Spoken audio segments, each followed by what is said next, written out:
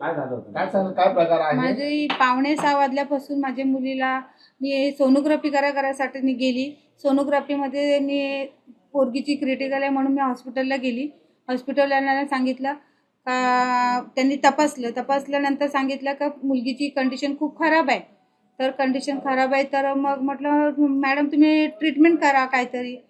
तर मग आमच्याकडे बेडच नाही आहे. त्यांचा आम्ही जसं 6 वाजल्यापासून आम्ही तिथे जेव्हा गेलो आहे तेव्हापासून त्यांनी एकच टप्पा धरलेला, तुम्ही सायनला घेऊन जा, इथे बेड नाही आहे, ऑक्सिजन लेवल नाही आहे, तुम्ही सायनला. मी रिक्वेस्ट केली त्यांना, पाया पडलं का मॅडम आमची कॅपॅसिटी नाही आहे तेवढी, बाहेर आम्ही प्रायव्हेटमध्ये पण जाऊ शकत नाही आणि सायनला पूर्ण सायन डुबलेलं आहे.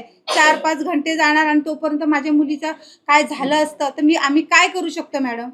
दादांनी जेव्हा दादा त्या मॅडमशी बोलतायत दादा, तर त्या मॅडम ऐकायला तयार नव्हत्या. ती फोनवरतीच बोलत होत्या.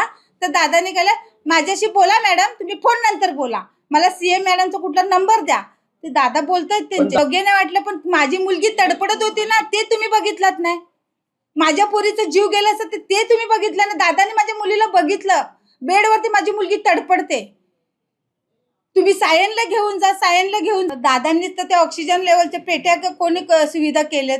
दादांनीच आपल्या शिंदे सरांना मग आपल्या याला त्या लोकांनी दादांनीच रिक्वेस्ट केली म्हणून ते दादा पेट्या गेल्यात ना ऑक्सिजनच्या. डिलिव्हरीचे आता इकडे नेले, कल्याणला नेले दादांनी. मग शेवटी सीएम मॅडमला कुठला फोन केला आणि दादांनी हे करून मग ते कल्याणला का नेलं नाही. कल्याणला पण होतं की ना, मग सायनच का तुम्ही धरलं, मला एवढं सांगा. सायनच का पकडलं.